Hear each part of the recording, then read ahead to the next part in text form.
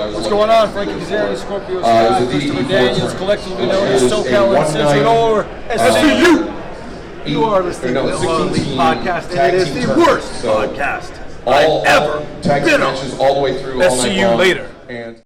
Ladies and gentlemen, welcome to a special live post-full gear edition of the podcast. I am here live from Baltimore. Our boy AJ is chilling at home. He got to watch from home, so he has a different perspective of the show. But we decided to get together tonight and do a quick, short little pod of just our thoughts on the show, briefly go over things. So please excuse any audio differences that you're hearing. We are definitely recording in a totally different manner than we're used to. But nonetheless, we wanted to get something out for the fans right away. Oh, yeah, for sure. And it was a good show, man. I don't know, just starting off right off the bat, I liked this show top to bottom. There was some things where it wasn't my favorite thing in the world, but I never had thought a match was bad. I thought everything was on point. Everything did its job. Yeah, from a live experience, man, I thought every match delivered, and even the pre-show was an enjoyable time. Like, that was exciting. So everything from that, and I got to be a part of StarCast and be a part of so many different, like, interviews and then the media scrums that you all can check out on our YouTube.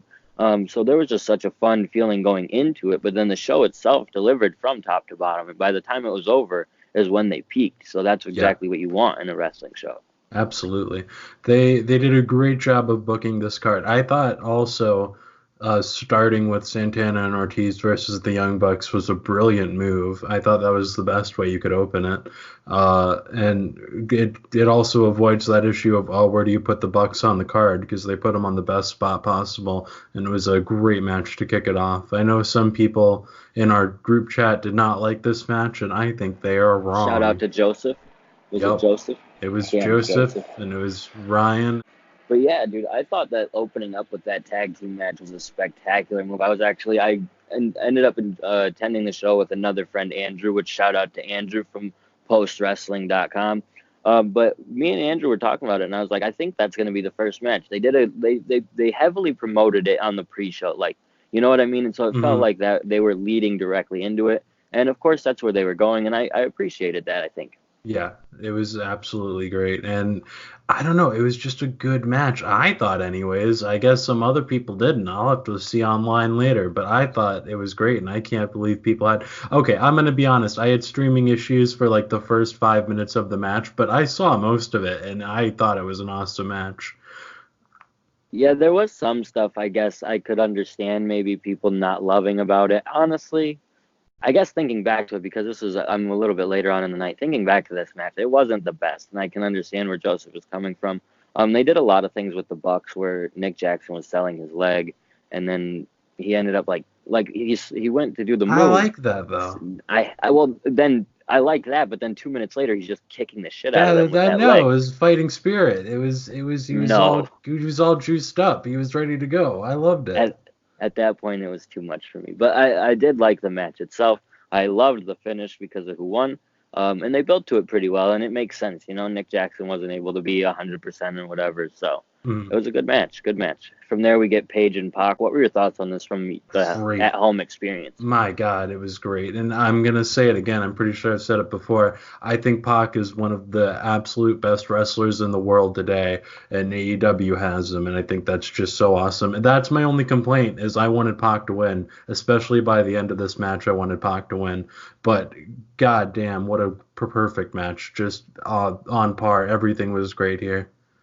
Yeah, I have to agree with you 100%, especially like the booking of the card. As you said, this was the perfect match to be second. It wasn't exactly what I expected to be second, and I had expressed that to my friend Andrew, and he was like, yeah, but it fits perfect because the hot crowd was able to go into this just as hot, and but at the same time come down for the next match. So I thought this match was really well done. I do agree with you. I wanted Pac to win. I thought he was going to win, but I think I mentioned it on our last episode that they had to start giving Pac a couple of losses. A win here essentially puts Pac right in the title contention, which I think would have been fine, honestly, but we'll get to that point by the end of the show. And what was the next match?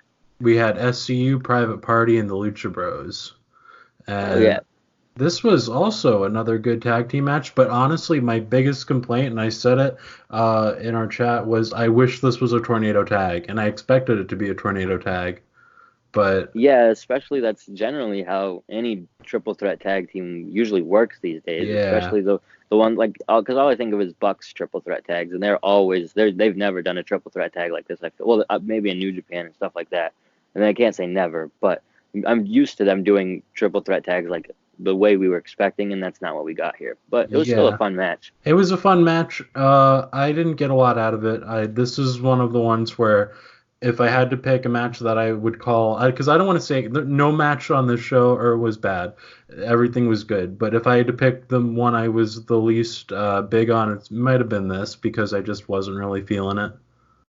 Yeah, I could understand that. I think I just have like such a personal connection with the Lucha Brothers and being there live, Oh obviously. yeah. I was super into it and it was a good match. There's nothing I could necessarily complain about it, but it was still like I don't know, I agree with you that the fact that it was the way it was, it sort of took me out of it. And there were points where I understood the story that they were telling, but having them tag in each other's team, like the other hmm team, was weird to me because they were able to crawl and make the tag. Like, why wouldn't you stay in and try to keep going? But I don't Yeah. know. And after that, we got Rio and Emi Sakura. And I liked this match. I wish it had more time because this match was about 13 minutes long on a show where we had plenty of time to give this an extra 5 minutes. Yeah, and that match was very fun. Like I Very, very loved good. it. I going into the show, I was kind of like, I wish someone else was facing Rio. I wish they had something else built for this. But by the time this match went on, and Emmy just she's gonna So be good. someone I cheer for now. Yeah, Like I'm a fan of Emmy Sakura. that was the consensus in the chat, I think, was that Joseph, again, back to Joseph's shout out, wanted Emi Sakura to win going into this. He had no idea who she was. Yeah, dude, by the end of the match, I was so impressed and enjoyed everything I had watched between these two that I was like I said going into it initially, I was like, I don't know if I want this, but it's Mhm. perfect. And the interesting thing is it almost seems like we're going to get another like Yeah. Joshi Women's Championship match going on, and I was nervous about that because you don't really want it to be like a Joshi only division, but they are sort of putting on the best matches, Yep. so Yeah, and you're absolutely right. And you give the title matches to whoever having the best matches, and they're absolutely doing that. I wouldn't mind seeing this again, honestly, because like I said, I wish we had another 5 minutes. This was kind of short. I would love to see them have another match. yeah, they did hug it out at the end of the match, so who knows where they're going with that. But it Mhm. was interesting watching from a live experience. Like they went to go and hug it out early, but they didn't realize that they were doing replays. So Bryce had to like separate them, and it was really awkward. Oh Bryce no. had a couple of really awkward moments. Did we pass the part where Bryce like should have counted three? And yeah, that was in this match, wasn't it? I don't recall that. What happened? Okay, so there was a roll up. Bryce rolls her up, or Yes, not yes, I Bryce, know what you're talking but about now. there's a Yes, roll this up. Bryce was. counts, and then he stops, and then he Yep, counts to two, and the whole crowd was pissed because he had technically counted three, you counted three. Yes, I know exactly what you're talking about now. which is the second time that Bryce has fucked up a count. Like, I'm Yes, sorry. yes. Like, I love Bryce. Bryce was on our show. I got to see Bryce at StarCast. He remembered me. Like, I love Bryce, but Bryce, fuck. You're letting us down, brother. He's not letting me down. He's doing fine, and he'll turn it around and get better. But, Oh dude, yeah, just of course. shit. Like, shit, man. It Twice in one sucks. week. But Uh, nonetheless, that match was awesome. Like yeah. despite that little botch and that little situation that I was not fond of, it was a great match. The fact Otherwise, that I didn't remember it makes me reaffirm that this was a great match because that means it didn't affect it at all. well, and a great card Oh because yeah. like we were able to forget soon after. Very soon, especially with the next match being Jericho and Cody. What a match from a live experience, Uh, man. Getting to see everything. I didn't miss the botch like apparently happened on TV. I saw Joseph mention that. But none, I like the whole match was great, but we have like at first I was a little like, damn, they're just gonna drag this out so they can go on an hour, huh? Because it started out really it felt slow, like but that. they turned it around really quick once Cody got busted open, and I was nervous. I was like, they're gonna have to go home early. Oh yeah, he was busted open pretty badly, and I thought, oh damn, did he like cut himself? But no, I think he just got hard. Did he get hard way? I Oh, mean, hard way, dude. That's a gash. because yeah, when they If closed he up on cut it, himself, if he cut himself, he cut a whole chunk of skin out of his face. Yes, he did. And my God, this was a great match, like you said. And to your point, the live crowd, which I don't know about, but I do know, my God, it was loud. People were screaming their heads off during this. People were freaking out. This was, I think, the loudest match, and that's considering the barbed wire death. So I think people really came unglued for this one. As far, I don't know, can you confirm that for me? Because this was seemed extremely just high energy. Absolutely. This match took the crowd like to the next level. The next match, which we'll get to, that was a good match as well, but it was so crazy and hectic that there were definitely moments that almost took the crowd out of it and they had to bring them back again. Mhm. But we'll get to that. But this match, man, it was easily my favorite match of the night. Yeah. Such a spectacular match from top to bottom. Like, dude, and you're right, the crowd was hot for it from the get-go, and Cody's entrance was great, and the way that they built up everything with MJF and Jake Hager getting involved and then getting tossed out, and the freaking whip on the with the belt, That dude, was nasty. because he hit him one time and it was so freaking loud, and then he hit him the next time and it was quiet, and I said, dude, that's how you know that first one hurt, because you heard it from the top. We were up in the 300 seats, so we were pretty far up there, and we heard it loud and clear, man. So that shot was tough to hear, like, but Cody put on a show, man, and he continues to make himself a star with performances like this. Like, he got hard weight, he looked like he might be concussed. It looked like it was going to be tough for him to continue this match, and him and Jericho put on a freaking killer. Absolutely. It was absolutely stellar. I'm glad they didn't feel the need to go an hour, and the way that they closed it out and told that story so perfectly, man. Like, could they have done it any better? The No. way, because we talked about it previously, saying they could go 60 minutes, and then Yep. Cody doesn't lose. But this was a way better way to do it. We didn't God, have to yeah. go six, and I think that's what they were leaning into almost, was wanting everybody to believe it's going to be a 60-minute match. We're going to have to go to the judges, and it's going to be what determines whether or not Cody is the champion. But instead, we have MJF throwing the towel when Cody is locked up, Which was perfect. Dude, Cody was locked up. He couldn't have gotten out of that. He Nope. would have just ended up passing out or tapping out. So it was perfectly done. MJF throws in the towel. It was so fun to watch, like, from a live experience, because you saw MJF just there with the towel. You're like, oh, yeah. man, oh, man. And you knew, but I was like, he's not going to do it. And then he did it. And it was just so insane. Yeah.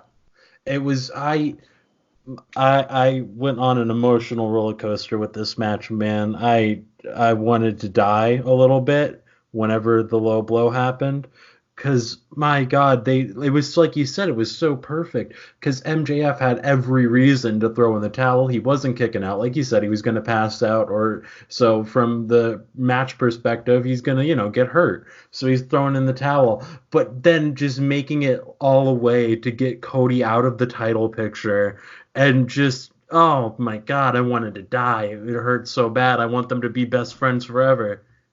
Yeah, and before I get to that part, I just want to go back to the match, like the finishing sequence, like with the way that the one thing I love to applaud is they protected Jericho's finisher still. Yes. Cody didn't end up having to kick out of it, but he almost got hit with it, and he ended up turning it into a crossroads that made everyone in the arena think that Cody was about to become the champion. Like, the people I was sitting next to were both like, oh shit, it's about to happen, and it didn't. So, right, and then we end up getting Cody locked up in that lion tamer. MJF throws in the towel, and you're right. We get MJF, he comes in, and he's begging Cody to forgive him for everything that happened. I'm sitting there thinking, man, maybe Cody's going to beat him down. That's what I thought, yeah. And the crowd would pop for it, so it would have been the most, like, is it just like, it would have been a feud, but it would have been worse, because it would have been done in a bad way. So this way, they have MJF finally kick him in the nuts, and it was just beautifully done. Beautifully done. Like, the whole crowd was upset. MJF gets hit with a water bottle. Was that on TV? It was beer, and it was on TV. It was so perfectly on TV that I thought it was a plant until you told me the guy got kicked out. Oh yeah, they didn't show the two guys getting pulled out of the arena. No, that definitely happened. Yeah, that was, I felt kind of bad for them, but I also thought it was hilarious that that's what happened to them, because that's what you get. Like, it's not the 1980s, man. Just because MJF lives this gimmick doesn't mean he wants to get absolutely. I disagree with you so hard. No way. Well, I want that man to get another drink for free and better seats because of the heroic maneuver he pulled. No, because here's the thing with MJF, it's fine. But if it transitions to happening all the time to other people, it would become a problem. Sure. I thought it was about to be like a whole bunch. I thought of they were people gonna dump stuff. on him. But it was just the two.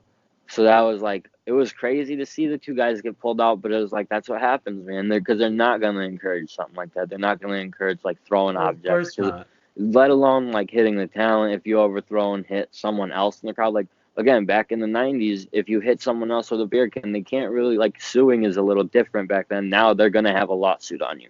But at the time, I couldn't have been happier. So I'm with you, because the thing about it is it's MJF, so it fits so perfect. It's beautiful, and I hope they replay it a million times. Like, even though they pulled the guy out of the crowd for it, like, utilize it to your advantage, man, because it was perfect. It really helped solidify that moment, because MJF just smiled through it. When you see how good it looked on TV, you're going to mark out, because you're going to see exactly why I thought it was a plant, because it was just perfect. Well thrown, too. Like, it was so crazy. I barely caught it when it happened, but I was just like, oh, crap. That was great. And like you said, I thought they were going to start dumping on him. So it was a cool finish to that match and a great way to start a new feud that I think is going to be the best feud that AEW can have going right now. And the thing that I think is going to start happening is we're going to get the feuds that everybody was expecting from the get-go, where we start getting Kenny and Jericho interacting, and we start getting MJF and Cody, where they've now had time to build these things happening naturally. Because Cody Rhodes, I think it's safe to say, he's the best babyface wrestling has right now.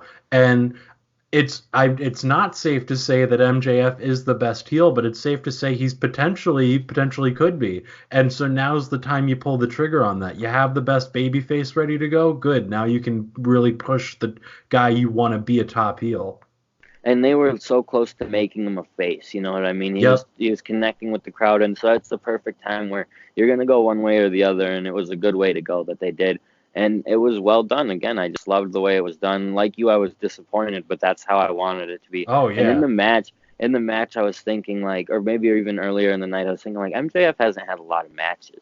He hasn't done a lot, and that's probably to keep his record at, like, sort of even. So that way when he comes into a feud with Cody, he's not in a championship position, but he's also not in, like, a loser position. He's just totally average, basically. Maybe even just undefeated, 1-0. I don't think he's taken a loss in AEW. So no, I don't think he has. So this is going to be a good feud, and this could be, Cody says Max is his developmental project and his personal pet project, the very first one he got from working on the indies and wanted to bring him into the fold. So this is how it should be. And like, this is the chance to put him over to the next level. And then it's like a feud that's perfect. Like, and it doesn't have to involve a championship. Like, they could have done it with Cody winning the belt and then MJF attacks him, and then you have that be your title feud and a blood feud. But no, now we have a room for opportunity for Jericho to feud with anybody else. Probably Hangman. He's coming off a win over Pac, so that would make sense to me. It's looking like Hangman or Moxley, I guess, but Moxley didn't get an official win, so that wouldn't make sense. But Hangman, I guess it's going to be another Hangman match, which really I'm fine with. I know some people might not be into that, but I think they had such a great first match that I'm happy to see it again. Yeah, and I think if they build to it the right way, it could be well done. Oh, and that keeps like people like Kenny Omega fresh for a different feud to help build somebody else up, maybe. So I'm just excited about all of the things that came out of this. But and I don't want to get too far ahead of ourselves, because on Monday we'll talk about the rankings. But the way that this match stacks up, or everything stacks up, it looks like Page would elevate himself, and Moxley really can't, because, like you said, it was not a sanctioned match. Let's go ahead and jump into the Moxley and Omega match, though. Wow. That's all I can say about that one. It left me, like, shocked, and I almost, honestly, I'm not going to lie, I almost left the arena just to try and get a cheap Uber. So I was like, you know, this match is going to be all around the arena. I could watch it at home later, and it won't be like, it'll be the same, because I would have to watch half of it on a screen anyway. Yeah. But I stayed. I was like, I can't miss this. And I'm so glad I did, because what a match. Like, they did, and it wasn't your typical lights out match. It wasn't everything we've seen before. It was actually everything different. They did everything different, I would almost say. You had barbed wire bats, barbed wire brooms. Moxley got cut in the back of his neck. Like, there was so much. Before, with the unsanctioned matches, barring maybe the first one, they kind of felt like TLC matches. Like, you had tables, ladders, and chairs, and then maybe and thumbtacks. Yeah, and like something extra sprinkled in, but it was like it wasn't too much. But this one, it felt more like a a territorial days like Tennessee hardcore match. It felt like they were just trying to kill each other with It was like a whatever they death had. match, almost like It was kind of like a borderline death death match, match, and it borderline. was kind of like because they were telling such a story while they were doing this match that it kind of reminded me of these older territorial matches where they would just kill each other, but it all made sense and everything worked. And I also, because that I want to add, this match was long. This was almost 40 minutes. This was a very long match, and the fact that they kept it going and kept the crowd, because like you said, they dipped in and out of it, but overall the crowd was still hot for this match because it was fantastic, and they were killing each other, and they were doing every kind of crazy thing that you could possibly imagine. When he cut the webbing of his fingers with the glass, oh, I popped so hard, dude. That was sick. I will understand if anyone hated this match because that's not your thing. Because it was pretty gruesome and it was pretty It heavy. Like, was, yeah. There were moments where like Moxley got thrown over the rope and is being hung by a chain. That's something that like some people just don't want to see. And it's really like a borderline thing, because it just depends on how it affects certain people and certain things. Because the people I was sitting by, they're like, man, that's just not some stuff I want to see, and I can understand that. Mhm. And to me, it's not necessarily something I want to see. So that was a moment where I was sort of pulled out and had to get brought back in. But it didn't take them long to get me brought back in. By the end of the match, I was totally into it. Like, the thing that was craziest was them getting thrown into a bed of barbed wire, and that didn't really pull me out. The most that pulled me out was how long it took them to get out. But I understand that, like, there Oh was yeah. nothing they could do about it. But you're right, they did tell such a story and just so many different things. Like when Moxley got cracked over the head with that broom and started bleeding from Yes. his neck. When he Like, was wow. sweeping on his back with it, oh my God, that was nasty. Because they closed up on that. I don't know if you had the big screens when they did Fighter Fest. They didn't really show anything on the screens, but with this, they closed up on him sweeping his back with the barbed wire, and the barbed wire was tipped to the bottom of the broom, so he was Yep. really scratching him the hell up. Oh my God, it was. I love death matches. I should kick off with that because, like you said, I can see why people wouldn't like this if you don't like hardcore stuff. I love death matches and death match tournaments. So if anything, this didn't go far enough for me. So I think they hit the perfect middle ground because if some people were a little like squeamish to it, and then other people like me were like, I wanted light tubes and death, then I think the I think you hit perfect the middle perfect middle ground. ground. I think the perfect middle ground might have been the Omega Joey Janela one Yeah, because there was a yeah. lot less like killer stuff. Like you said, webbing of his fingers with glass, being thrown into freaking like what was it, mouse traps, and just Mouse being traps, cut up with yeah. barbed wire consistently. Like this was another level. You have to admit that. Oh But it yeah, was no, for still sure.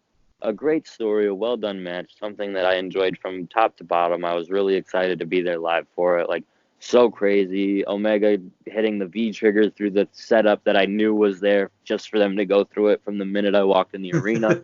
But, like, just so many different things. And then Moxley picking up the win with such a killer finish. Like, it was well done, man. Ripping up And that once again, canvas, that was genius.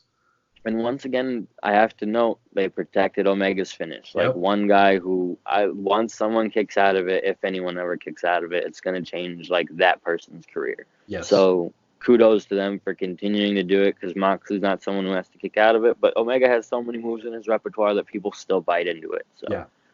what a great match.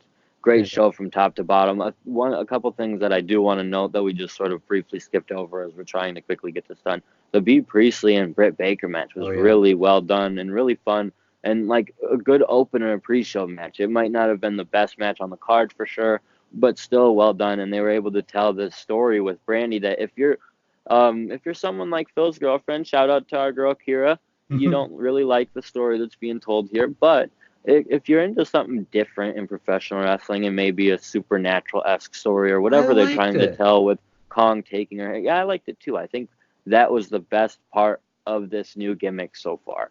It was the first time I really enjoyed something new, and I'm also really into Brandy after her stage show and everything like that this weekend. So I'm going to be a little biased on it regardless. But still, I liked it, and I liked the way Kong killed B because it makes sense. They want Britt.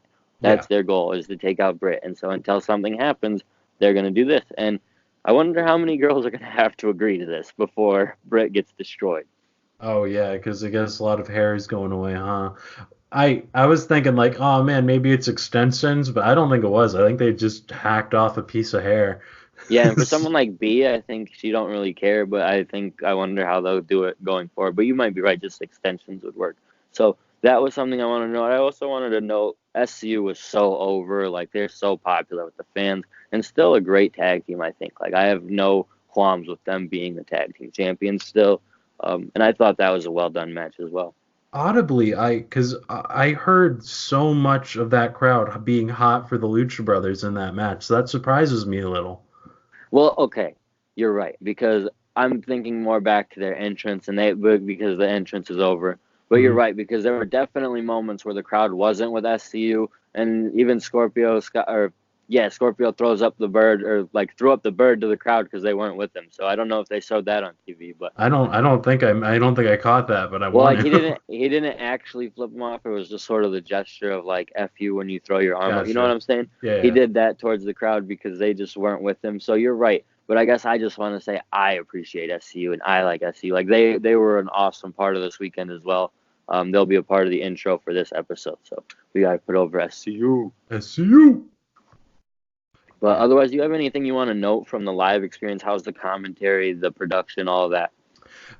Commentary, it wasn't my favorite. JR, I don't like JR, man. And I feel All like right, all right. Don't bury the company at the end of a good episode. All right, but that's it.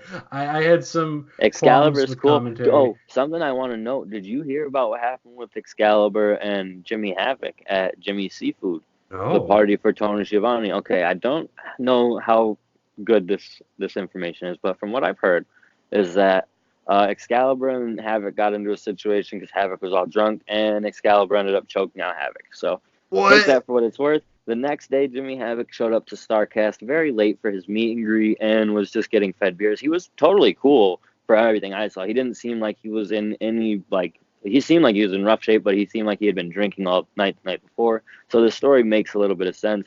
But yeah, something I just wanted to note that was interesting nonetheless. Excalibur choked out Jimmy Havoc? That's what I heard.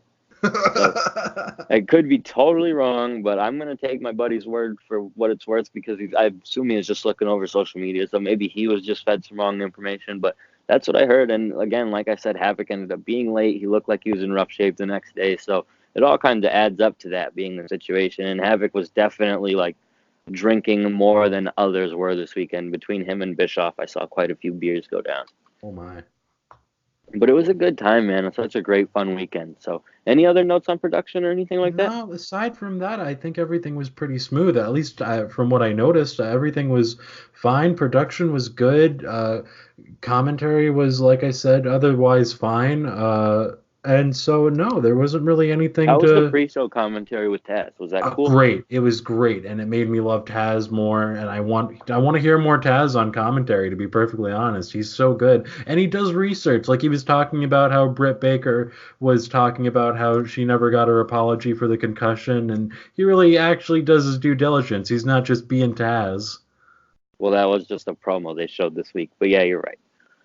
Well, But no, yeah, that but you know what I sounds- mean. that's great, and I'm happy to hear that they were delivering well on things like that. Like, because when Taz came out, I was like, "This is awesome!" That Taz, Golden Boy, and Yeah. Excalibur, like, what a different commentary team. Like, in terms of if they were in maybe WWE, they might not be the featured commentary team, but what a spectacular team I would like to hear from. Like, that if I could choose a commentary team right now, that might be it, just because of how much I like each of those individuals exclusively. So. Oh, there was a match we forgot. Joey Janela and Sean Spears. Oh my God, what's wrong with us? That's on you, dude. Yep, that is on me. And maybe we should talk about it on Monday, because neither of us are going to be happy about this. No way, dude. We got to talk about it now. I can't believe we almost overlooked it. I'm It glad you brought that. sucks.